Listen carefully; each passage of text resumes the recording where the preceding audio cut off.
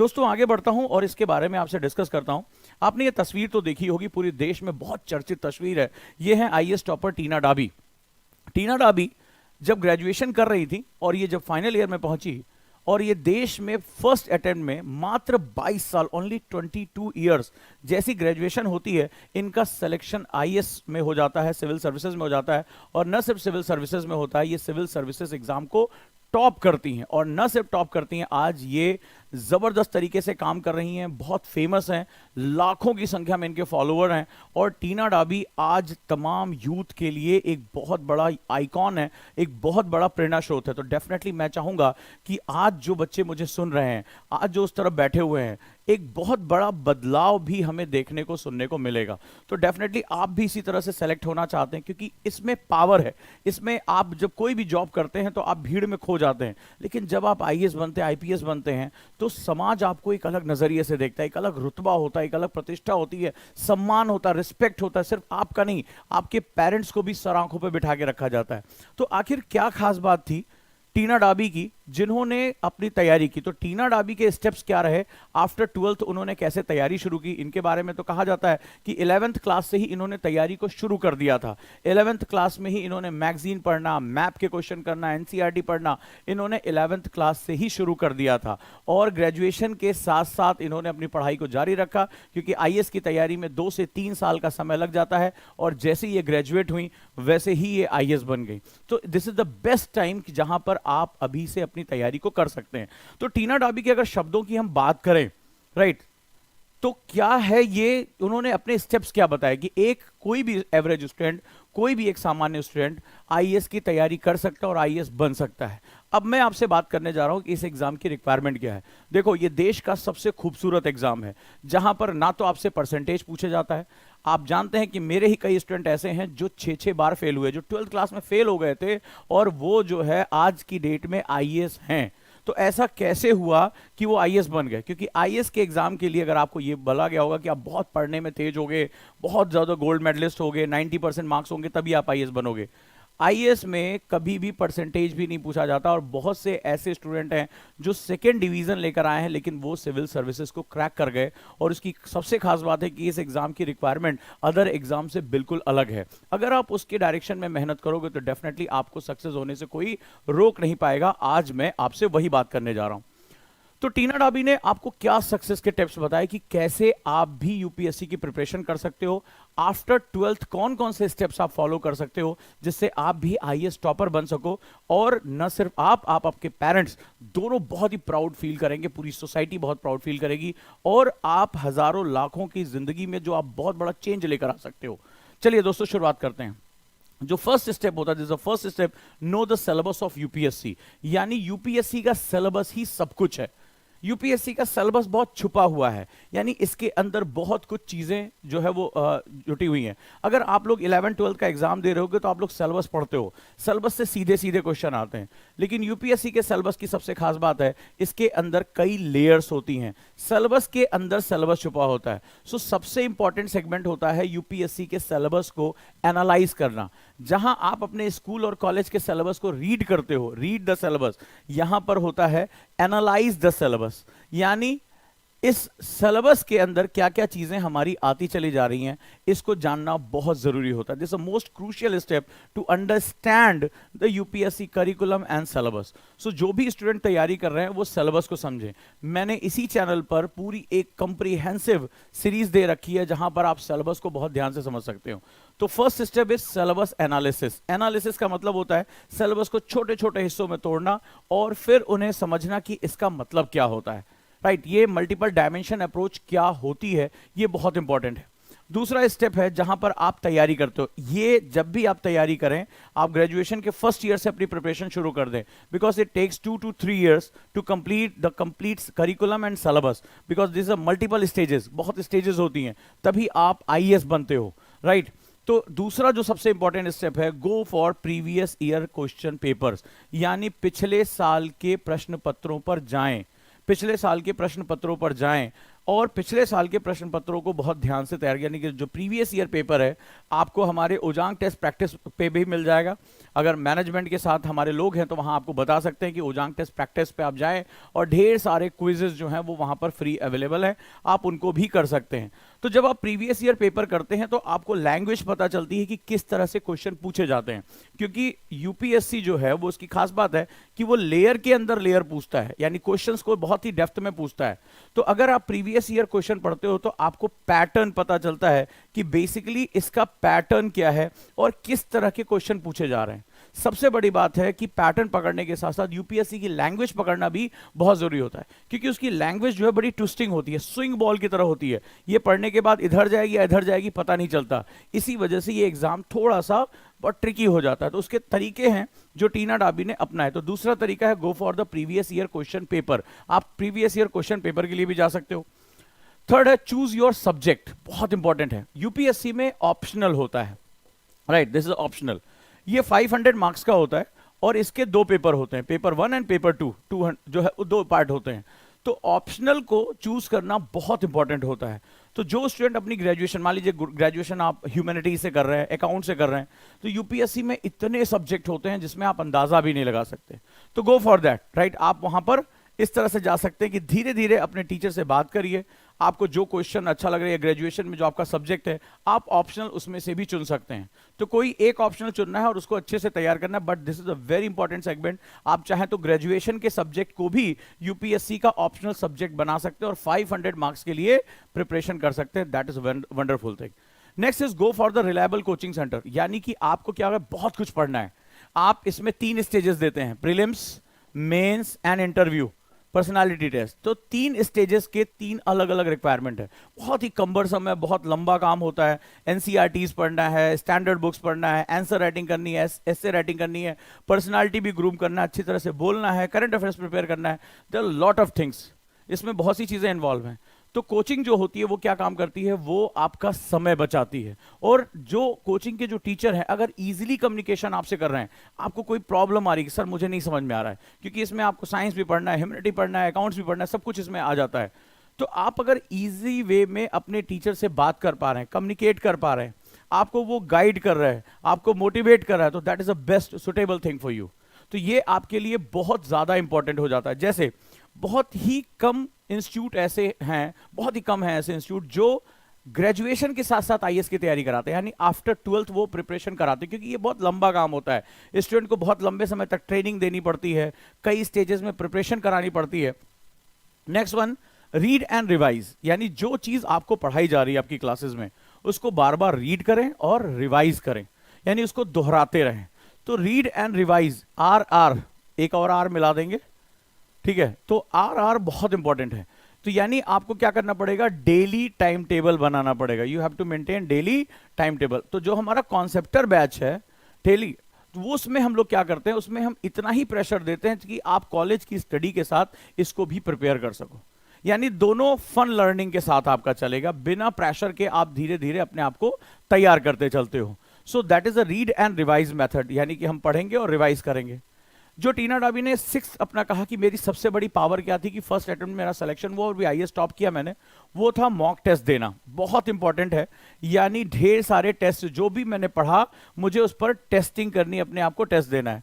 तो इसके लिए हमारा प्लेटफॉर्म है ओजांग टेस्ट प्रैक्टिस, जहां डेली 10 क्वेश्चन हम क्विज के देते ही देते हैं। तो आप उन 10 क्वेश्चन के साथ बहुत कुछ कर सकते हो, राइट। तो यहां पर हम लोग क्या करेंगे, डेली टेस्ट देते रहेंगे, ठीक है। इसको हम लोग आरएसएम भी बोलते हैं, रिवर्स स्टडी मेथड के नाम से भी जानते हैं।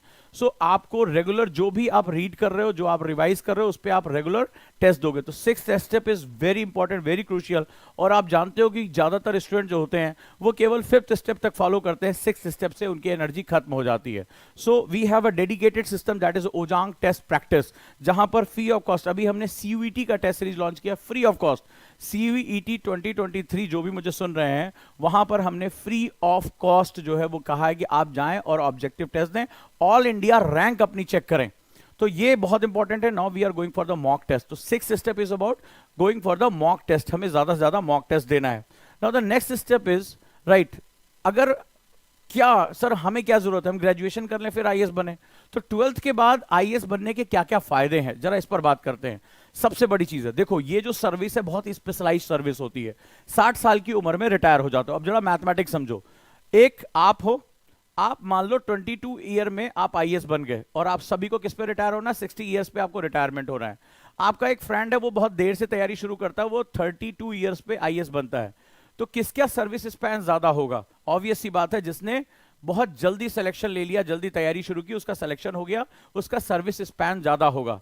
जितना ज्यादा सर्विस स्पैन होगा उतना ही ज्यादा प्रमोशन होंगे, उतना ही ज्यादा उसको प्रॉफिट। और सबसे बड़ी बात है, आगे चलकर ये लोग इतने पावरफुल हो जाते हैं, इतने पावरफुल हो जाते हैं, सीधे चीफ मिनिस्टर, प्राइम मिनिस्टर, इनके पास रिपोर्टिंग होती है। जो प्रिंसिपल सेक्रेटरी होता है, जो चीफ सेक्रेटरी होता है, जो कैबिनेट सेक्रेटरी होता है, ये सारे सीनियर मोस्ट आईएएस ऑफिसर होते हैं। और आप आश्चर्य करेंगे, पूरी सरकारें यही चलाते हैं। ये डायरेक्टली प्राइम मिनिस्टर से मीटिंग करते हैं, प्राइम मिनिस्टर इनसे सजेशन लेता है, ये गवर्नमेंट का दिमाग होते हैं, क्योंकि सरकार इन पर बहुत भरोसा करती है, इनके दिमाग पर बहुत भरोसा करती है। They are very very talented people.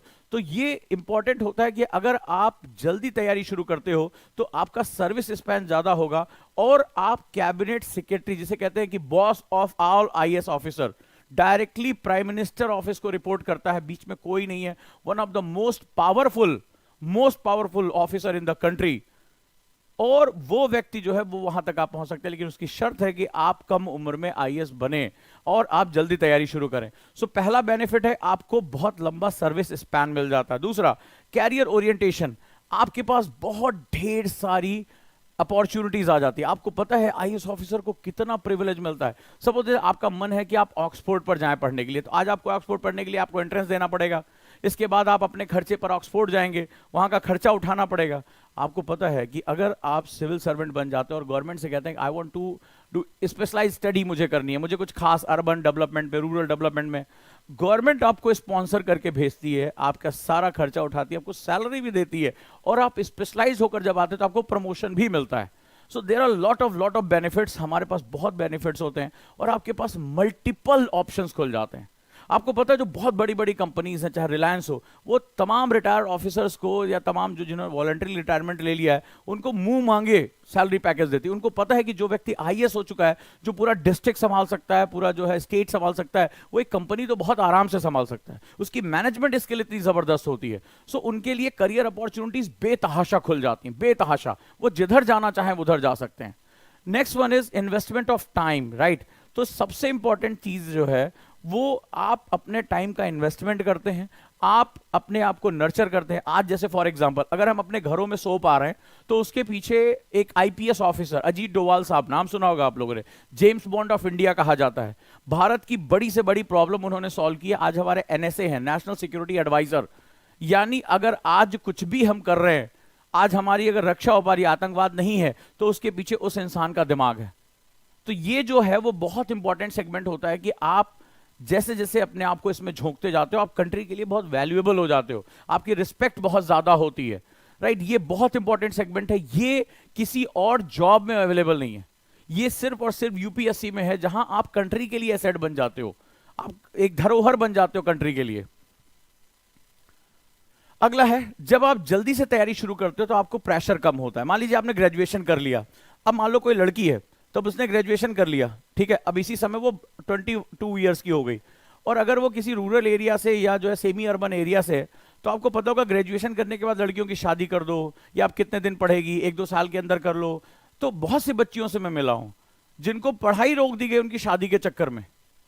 बहुत से ऐसे लोगों को जानता हूं। मान लो कोई लड़का ही है, तो भाई आप कितने दिन पढ़ाई करोगे, कमाना कब शुरू करोगे, कोई छोटा मोटा एग्जाम दे दो, बैंक का एग्जाम दे दो, ठीक है, लोको पायलट का एग्जाम दे दो, तो उसको वो कहता है कि नहीं मुझे आईएएस की तैयारी करनी। बोले नहीं नहीं नहीं साहब, इतना हम नहीं झेल पाएंगे, 1 आध साल में कर लो। और हमें पता है कि 1 आध साल में ये तैयारी नहीं हो पाती, इसमें टाइम लगता है, क्योंकि इसमें पूरी पर्सनैलिटी को डेवलप करना पड़ता है। तो ऐसी कंडीशन में जब प्रेशर जो होता है, जब टाइम कम होता है, तो प्रेशर बढ़ जाता है।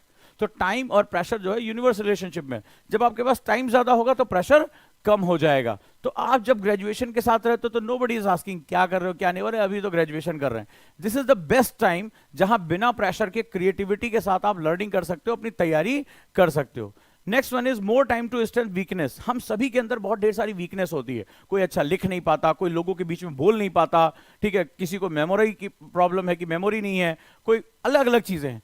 तो जब आपके पास टाइम है, आपको ग्रेजुएशन के साथ तैयारी करना है, तो आपके पास बहुत अच्छा खासा टाइम मिलता है कि अपनी वीकनेस को स्ट्रेंथ में कन्वर्ट करें, मेरी जो कमियां उसको दूर करें। लेकिन जब आपके पास केवल 1 साल ग्रेजुएशन के बाद आपने तैयारी करना शुरू किया, तो उसमें मैं क्या क्या करूं, मैं अपनी बोलने की टेक्निक सुधारूं, मैं लिखने की टेक्निक सुधारूं, मैं याद करूं, मैं कोर्स पूरा करूं, मैं राइटिंग करूं, मैं क्या क्या करूं, तो आप कहीं नहीं पहुंच पाते, आप बहुत प्रेशर में, सब कुछ आपका बेकार हो जाता है। सो अगर आपके पास टाइम है तो आप अपनी वीकनेस को दूर कर सकते हो और अपनी स्ट्रेंथ को बढ़ा सकते हो। So this is the best time. अगर मैं बात करूं तो जो ग्रेजुएशन के बाद जो तैयारी है वो सबसे बेस्ट टाइम होता है। तो आप में से जितने भी स्टूडेंट अभी तैयारी करने के बारे में सोच रहे हैं, वो अभी से इस पर सोचना शुरू कर दें, इसके साथ जानना शुरू कर दें, और मेरे साथ जुड़े। 1:30 बजे दिन में 1:30 पर मैं डेली एमएपी यानी मेंस आंसर प्रैक्टिस की क्लास लेता हूं, उसके साथ जुड़िए, उसके साथ काम करिए। ये चैनल आपको बहुत सपोर्ट करने के लिए रेडी है, और बहुत कुछ यहां ऐसा होता है जो आपकी लाइफ में एक बहुत पॉजिटिव चेंज लेकर आ सकता है। तो दोस्तों, अगर आप टीना डाबी के स्टेप्स पे चलना चाहते हो, आप भी इतिहास लिखना चाहते हो, आप भी सेलिब्रिटी बनना चाहते हो, आप भी इस कंट्री में चेंज लेकर आना चाहते हो, आप भी चाहते हो आपके पेरेंट्स की फोटो अखबार में छपे, एक आईएएस ऑफिसर के या आईपीएस ऑफिसर के पेरेंट्स को समाज सर आंखों पे बिठा के रखता है, क्योंकि पावर है, प्रेस्टीज है, बदलाव की उसके अंदर क्षमता है। अगर आप भी यहां पहुंचना चाहते हो तो आपको भी इसी समय से तैयारी शुरू करनी पड़ेगी, स्टेप बाय स्टेप तैयारी शुरू करनी पड़ेगी, because this exam needs lot of time, lot of patience, lot of practice. ठीक है, ये चीज हमें इसकी जरूरत पड़ती है। इसके लिए जो टाइम होता है सबसे क्रूशियल फैक्टर होता है। तो तैयारी आप ग्रेजुएशन के बाद भी कर सकते हो, लेकिन इस समय this is the golden time. जो भी आज की डेट में टॉपर्स निकल रहे हैं, बेहतरीन काम कर रहे हैं, उन्होंने अपनी तैयारी को बहुत पहले शुरू कर दिया था।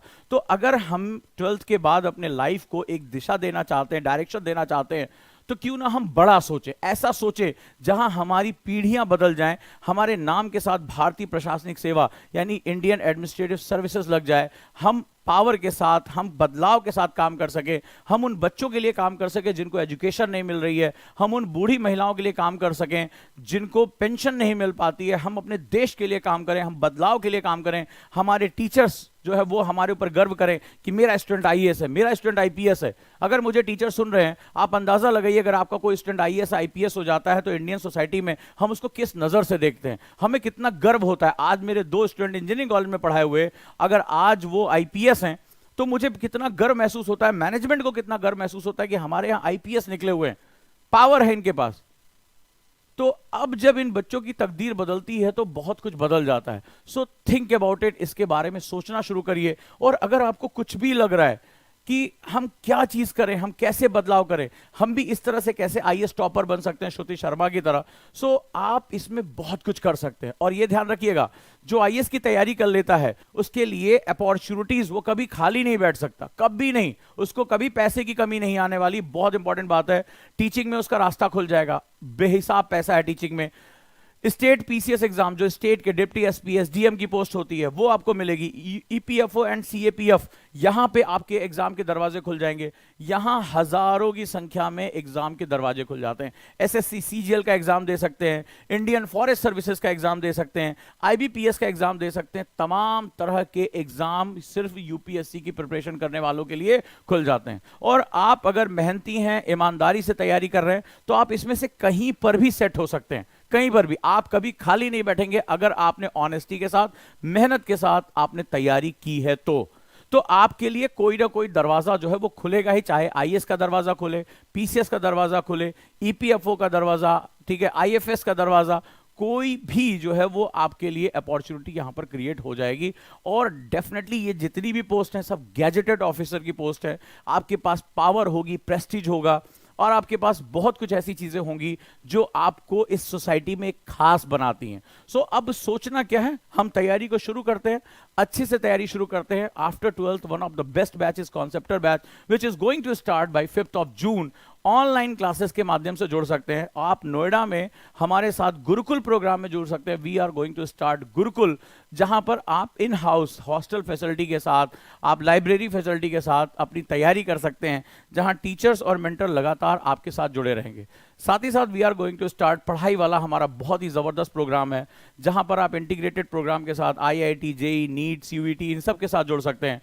सो मैं अपने लोगों से मैं कोशिश करूंगा अपनी टीम के साथ कि वो आपसे सीयूईटी का जो फ्री टेस्ट सीरीज है उसको डाउनलोड कराएं, आपको बताएं, ताकि आप अच्छे से अच्छा कर सकें। सो अब सोचना क्या है, आगे बढ़ जाते हैं। और अगर आपको अपने करियर में कोई भी दिक्कत आ रही है तो be the part of our team, हमारी टीम का हिस्सा बने, आप हमारे साथ जुड़ सकते हैं।